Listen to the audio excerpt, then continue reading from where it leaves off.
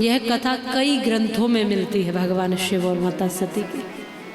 तब उन्होंने बताया कि एक ऐसा समय था, देखा विधि विचार सब लायक, दक्ष कीन प्रजापति नायक, बड़ अधिकार दक्ष तव पावा, अति अभिमान हृदय तवावा।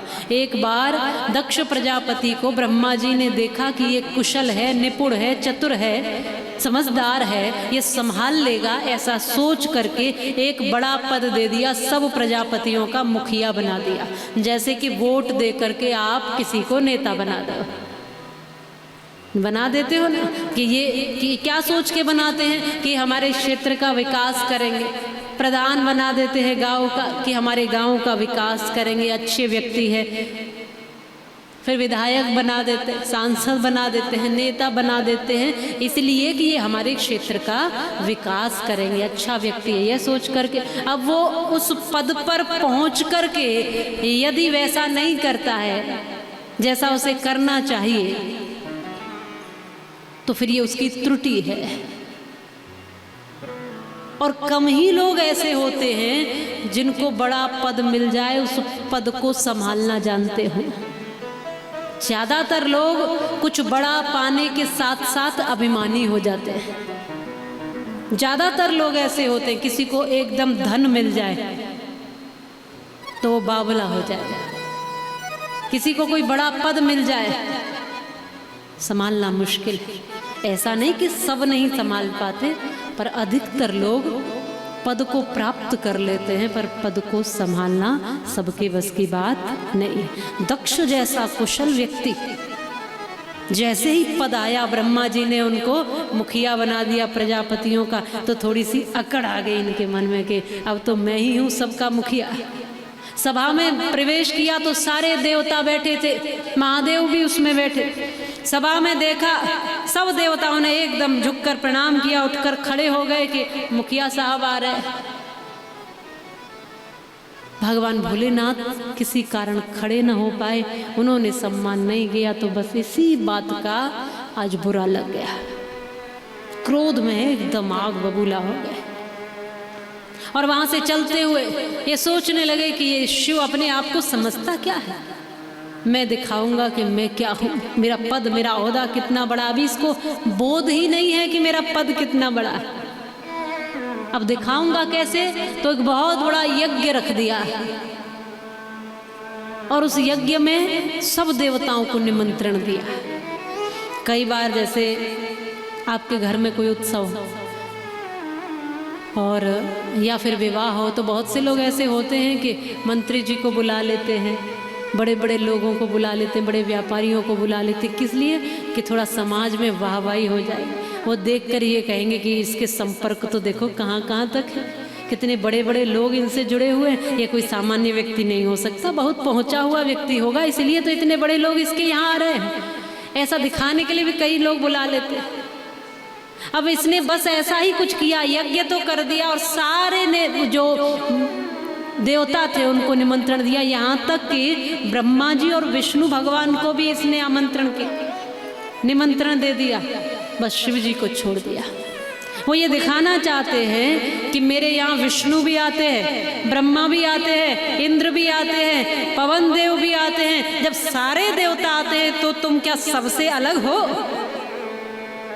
एक बुलाने पे सब दौड़े चले आते हैं। और शिव जी को कोई क्या दिखाएगा, शिव को कोई क्या बताएगा? शिव तो ऐसे अक्खड़ हैं कि शमशान की विभूति लगा लेते हैं। शिव तो ऐसे हैं मुंडों की माला पहन लेते हैं। शिव तो ऐसे हैं कि कानों में बिच्छुओं के कुंडल पहन लें और गले में सर्पों की माला, उसी से श्रृंगार कर लें। शिव को कोई क्या दिखाएगा कि देखो मेरे पास बड़े बड़े सोने के हार हैं। अरे शिव जी के तो गले में जो हार है वो सांप का है और वही सुशोभित हो रहा है। शिव ऐसे हैं कि जिनको कोई चमक रिझा नहीं सकती है। शिव को अगर आपका कुछ रिझा सकता है तो वो है भोलापन आपका, आपकी सहजता, आपकी सरलता, आपका भोलापन।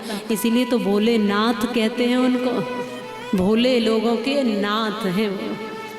स्वयं भी भोले हैं और वो उन्हीं को पसंद करते हैं जो सामने भोले भाले लोग हैं, चतुर लोगों को पसंद नहीं करते। लेकिन अब चतुराई वश ये यज्ञ रखते हैं, निमंत्रण देते नहीं। सती मैया को भी नहीं निमंत्रण दिया। चलो इनको तो नहीं दिया, शिव जी से वैर क्रोध कुछ भी था, पर अपनी पुत्री को तो बुलाया होता। सब देवियां सज धज कर जाने लगी उस यज्ञ में। तब माता सती को भी लगा कि मुझे भी जाना चाहिए। पूछने के लिए प्रयास में शिव जी के पास गई और मधुर स्वर में आज जो माता सती हैं वो भगवान शिव से आग्रह कर रही हैं।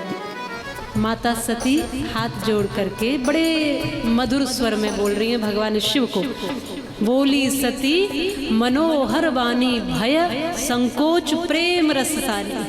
थोड़ा भय भी है, थोड़ा संकोच भी है। कोई निमंत्रण आया नहीं है इसलिए संकोच। तुलसीदास जी के रामचरित के मानस के अनुसार ये कहा, बोली सती मनोहर वाणी भय संकोच प्रेम रसा। वहाँ रामचरित मानस में आग्रह करती है पिता भवन उत्सव परम।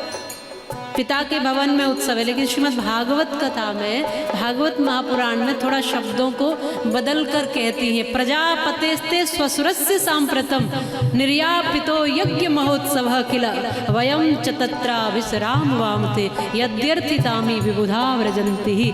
यहाँ कहती है माता सती भोलेनाथ से, प्रभु प्रजापतेस्ते स्वसुरस्य सांप्रतम। रामचरित मानस में कहती है कि पिता भवन, मेरे पिता के यहाँ पर एक उत्सव है, पर भागवत जी में कह रही है शब्दों को थोड़ा सा चतुराई से रख करके। ये नहीं कहती मेरे पिता के यहाँ, ये कहती है आपके ससुर जी यज्ञ करा रहे हैं, प्रभु चलोगे नहीं?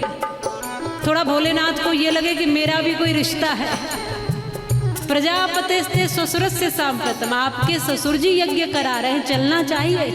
भोलेनाथ कहते हैं निश्चित रूप से जाना चाहिए, यज्ञ में ऐसे उत्सव में तो जाना चाहिए देवी। पर एक बात यह बताओ, कोई निमंत्रण आया है?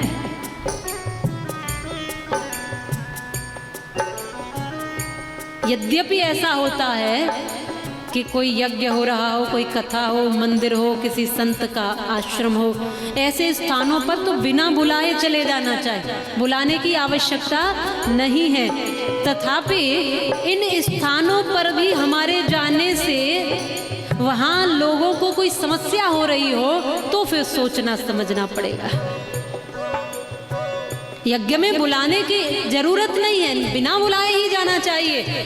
पर जो यज्ञ करता है दक्ष प्रजापति, अगर हम गए तो उनको समस्या होगी, उनके अहंकार को और जैसे अग्नि में घी डाल देते हैं ऐसे और अग्नि प्रज्वलित हो जाएगी। इसलिए भगवान शिव कह रहे हैं यदि निमंत्रण नहीं आया है तो देवी इस समय जाने की आवश्यकता नहीं है, क्योंकि तुम गई तो भी तुम्हारे पिता इस समय नहीं समझ पाएंगे तुम्हारे प्रेम को, क्योंकि वो अहंकार में भरे हुए हैं। भगवान शिव कहते हैं देवी, शिव बड़े शांत भाव में कह रहे हैं मुझसे वैर था, पर मेरे वैर के कारण तुम्हें भी भूल गए। शिव जी बहुत शांत भाव से, अब ये संवाद सुनना माता सती और शिव का। माता सती आग्रह करती है यज्ञ में जाने के लिए, और भगवान शिव सब स्थितियों को समझकर कहते हैं देवी, कहेऊ नीक मोरेहू मन भावा, यह अनुचित नहीं नेवत पट, ये उचित नहीं लग रहा इस समय तुम्हारा वहां जाना। ये संवाद हो रहा है पति पत्नी के बीच। इस समय यदि तुम जाओगी तो ये तुम्हारे लिए भी उचित नहीं है, ऐसा मेरा भाव है। फिर भी तुम किसी बंधन में नहीं हो देवी, ऐसा मत सोचना कि तुम किसी बंधन में हो। तुम्हें उचित यदि लगता है तो तुम जा सकती हो, पर मेरा ऐसा भाव है, ऐसा दृष्टिकोण है कि जाना अभी उचित नहीं। भगवान ने अपना पक्ष रख दिया, अपनी बात रख दी, और ये भी कह दिया कि तुम बंधन में नहीं हो, मेरी पत्नी हो। इसका मतलब ये नहीं है कि मैं जैसा कहूँगा वही करना अनिवार्य है। बहुत से लोग आधिपत्य जमाते हैं ना, ऐसा कहते हैं कि पत्नी हो जो कहूँगा सो करोगे। मेरा अधिकार, मैं अपशब्द कहूंगा तो सुनोगी, होता है ना। मैं अपमान करूंगा सहोगी, मैं स्वामी हूं, मैं मालिक हूं। बहुत जगह ऐसा होता है, पर ऐसा नहीं है। यहाँ शिव जी से हर गृहस्थ को सीखना है।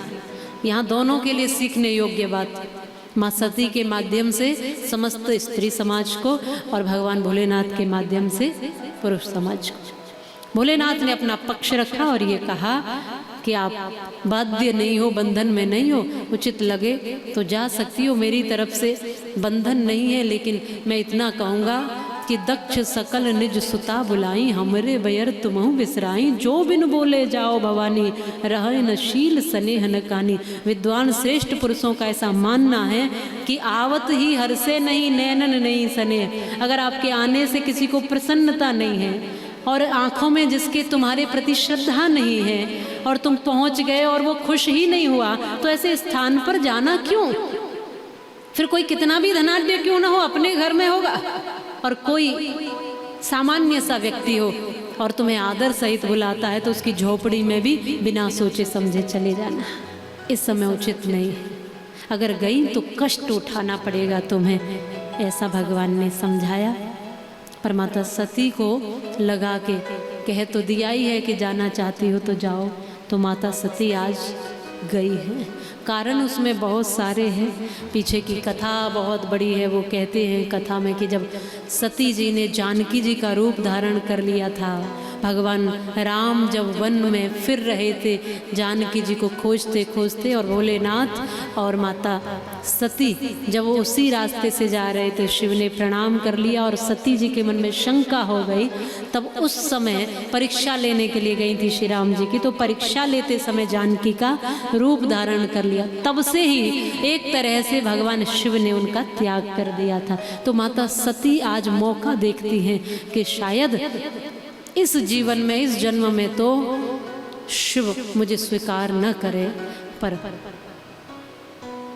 आज जाना इसलिए आवश्यक है कि शायद मेरे पापों का प्रायश्चित हो, मेरी गलतियों का प्रायश्चित हो। जानती हैं भगवती हैं, भगवानी हैं, सब जानती हैं वो भी, पर वो भी समझती हैं कि शिव को कैसे अपना बनाया जा सकता है। आज गई है सती मैया, कभी भगवान शिव की आज्ञा का उल्लंघन नहीं करती हैं, लेकिन आज फिर भी गई, जानबूझकर गई। पहुंची पिता भवन जब गई भवानी, दक्ष त्रास, किसी ने काहू न सम्मानी, किसी ने सम्मान ही नहीं दिया, किसी ने कोई भाव ही नहीं दिया। और यहाँ तक कि दक्ष ने तो देखा तक भी नहीं कि मेरी पुत्री आई है। सादर मिली एक माता, माँ तो माँ होती है, तो माँ तो फिर भी मिली, लेकिन बाकी बहनों ने, बाकियों ने तो हाथ से ही किया। देखो बिना बुलाए आ गई सती। माता सती ने सबका अपमान सहन कर लिया, सबने माता सती का अपमान किया, सबका अपमान सहन कर लिया, लेकिन माता सती से अपने पति का अपमान सहन न हुआ। पिता ने जब माता सती को देखा तक नहीं,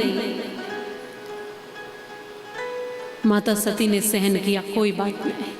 बहनों ने उपहास किया, माता सती ने सहन किया, कोई बात नहीं।